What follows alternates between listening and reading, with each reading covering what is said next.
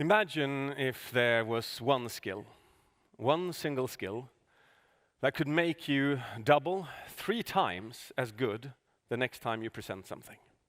Double 3 times as good the next time you have a chat with a friend, with your partner, or in a meeting.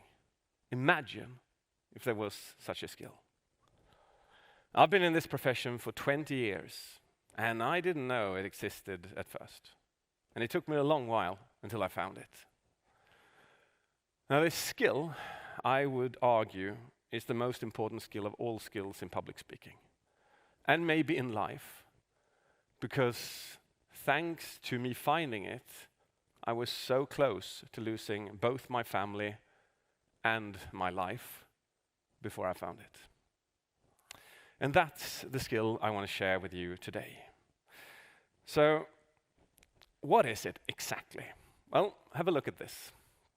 These are my 3 previous TEDx talks. And as he mentioned, how to avoid death by PowerPoint.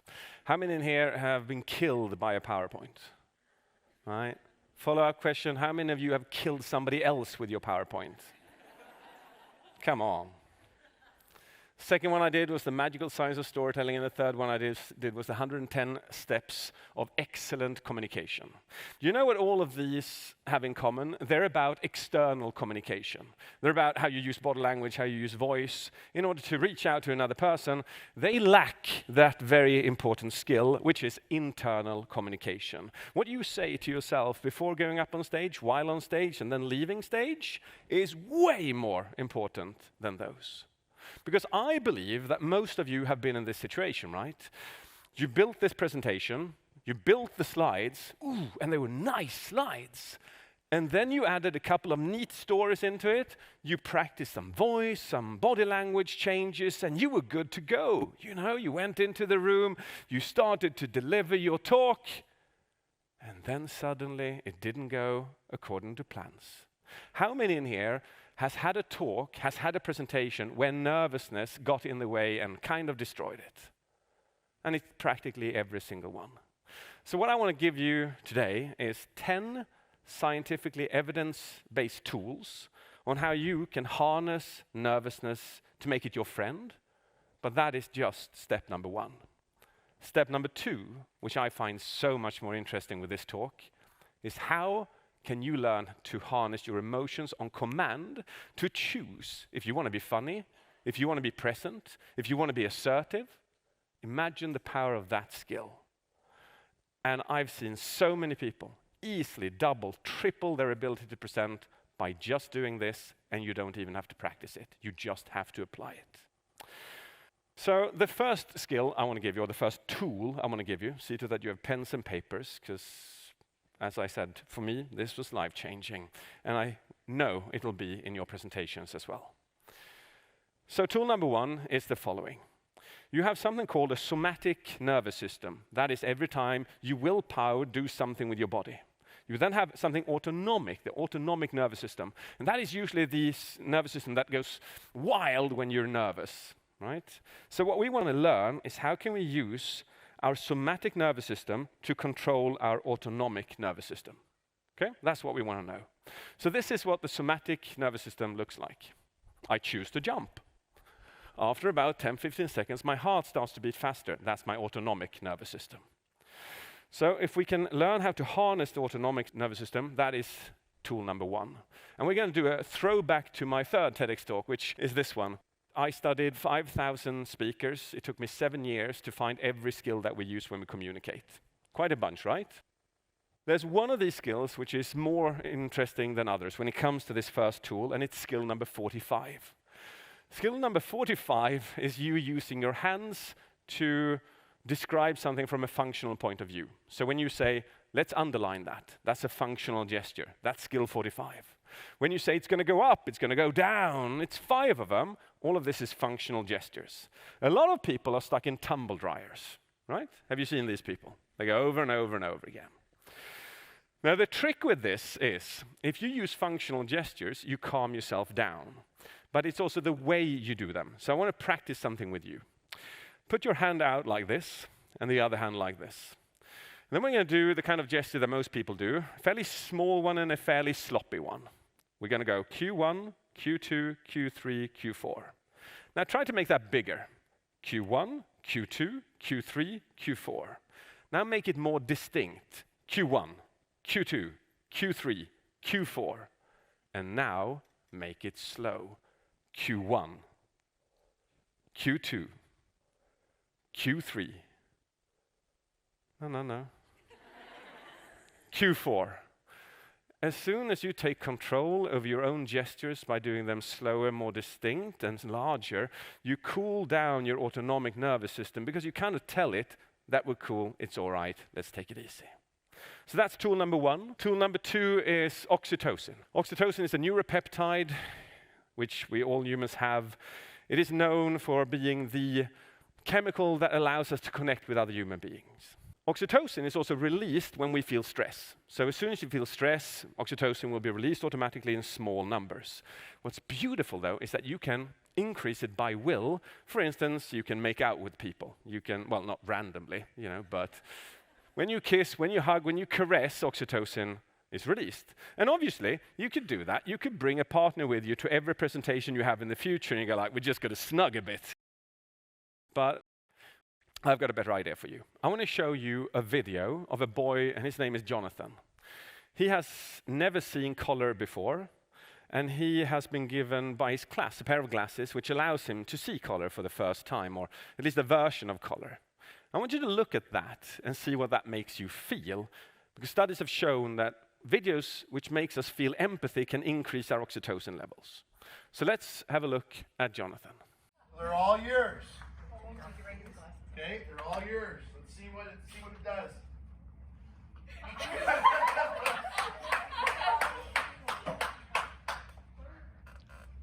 So what do you think there? Look pretty cool? That's awesome. Hey, come here. Come here, dude. Oh, I'm so happy for you. Mom, you better get in there too. That is so awesome. I told you it's going to be a little emotional. Hey, now that just tells you how beautiful the world you have. God and I got to see it for the first time, right? So be happy, be appreciative of it. All right? That is so cool.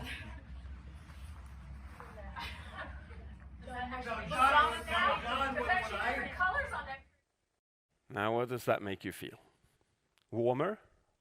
Caring?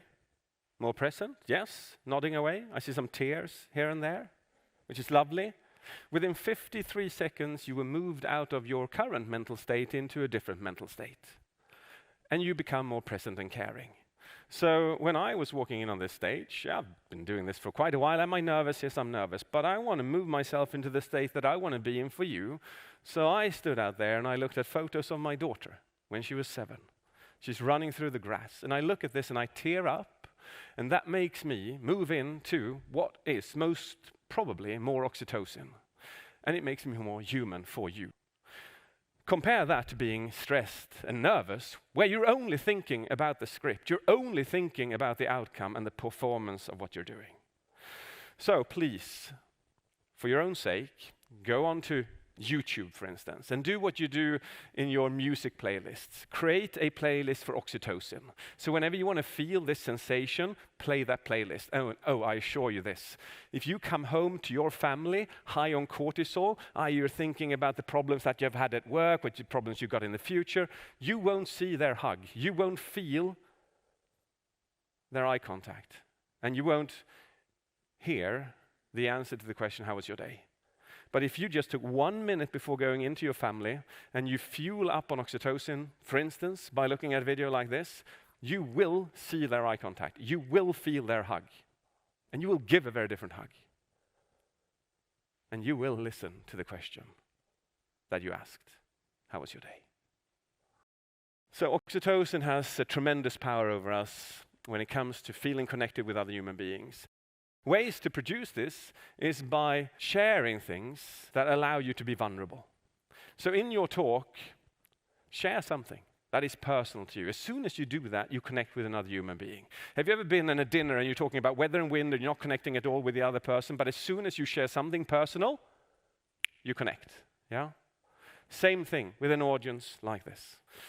What more can you do? Well, be generous. Generous is also shown to be connected to oxytocin. So be kind to people before your talk.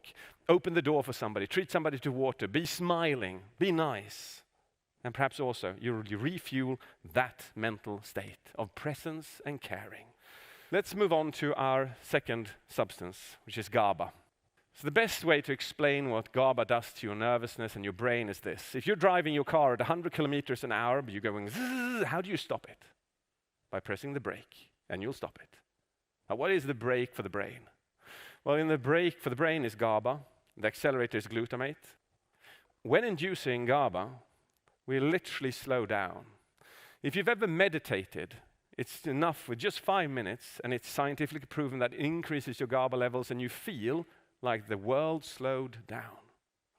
So what is beautiful to do just before a talk or a presentation is to do exactly that. A 5-minute meditation will put you in a state of slowing down your brain so that you can focus on what is important.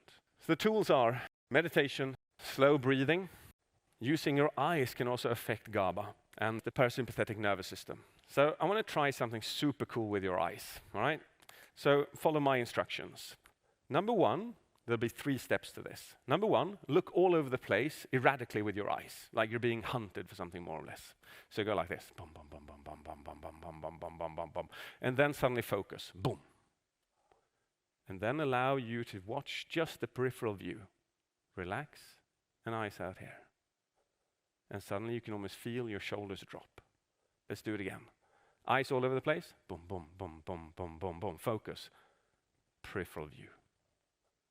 And again, that has the potential to indirectly produce Gaba and by so slow down your brain. Let's move on to endorphins, our natural painkiller, closely related to morphine, or well, not maybe closely, but fairly related.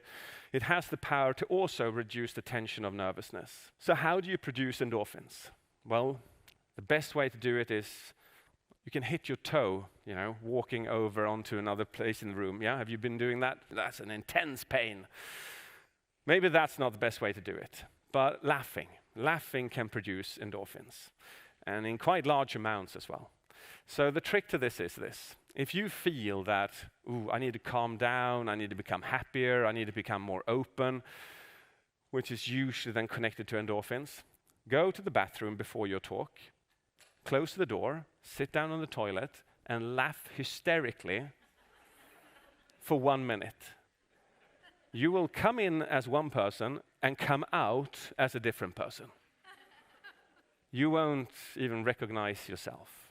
But what you did is you took control over your own nervousness and your own emotions. So the tools are laughter and certain kinds of smiles, particularly a genuine smile, can produce a little bit of endorphins, even if laughter is way, way, way more powerful. Moving into dopamine. And this will be our last substance in relation to this. So dopamine has many features in us, but one of the features it has is it makes us go like this. I can't wait. It's soon Friday. Oh my God, it's soon Monday. Soon that thing is going to come that I purchased. It's going to come. You keep tracking it. You're longing for things. The anticipation of reward. There we can find dopamine. And what studies have shown over and over again is, and it's interesting, it's been done on people who sing, people who do karaoke, people who do math tests, people who do public speaking.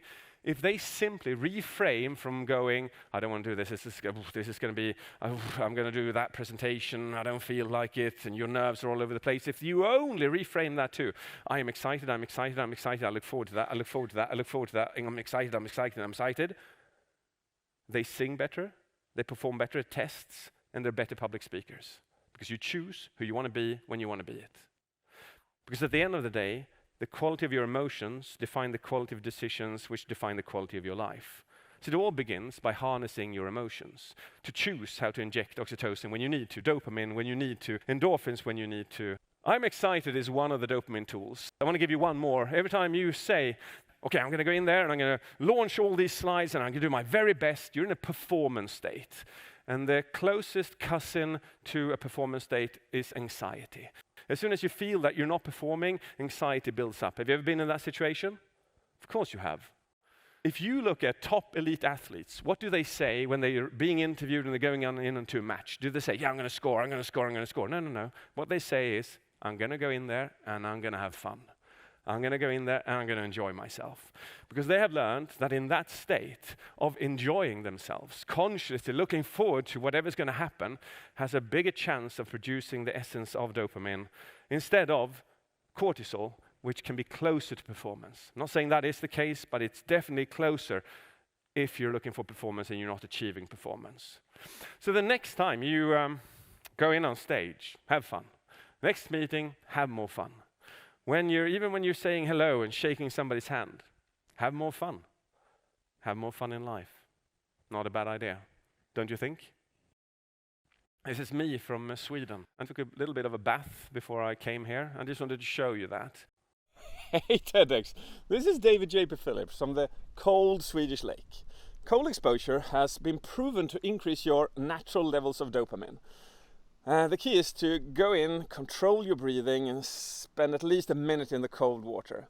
You will naturally feel a high and an increase in your natural motivation levels as you leave the water. Wow, isn't that cool? This is a great tool to increase dopamine levels. So it's been shown in 2 studies that it has the opportunity of increasing your dopamine levels by 250%. There's also a substance called noradrenaline, which allows you to focus more easily, and it can increase that by up to 350%. So you can, before a talk, or before any activity in life, you can literally feel like this. I don't want to do that, I can't focus, I don't want to do that, I can't focus, but you get into that cold bath, 2 minutes later, you come out of it and you go like, ooh, I want to do that. I want to do that. I'm so focused. So these are the tools that I have given to you. You must be warned, if you stack these too tight together, you'll actually lose the very essence of life. Somebody challenged me and asked me, what is the thing that you're most scared of? And I said, jumping a parachute. And I did all of that. I jumped the parachute, I came down, I didn't feel anything. Not fun, no stress, no fear. So these tools are so powerful. And to end it off all, I just want to say this, that about 8 years ago, I realized that I was depressed. And the reason I was depressed was because my internal communication was just not functioning. My self-regulation was bad.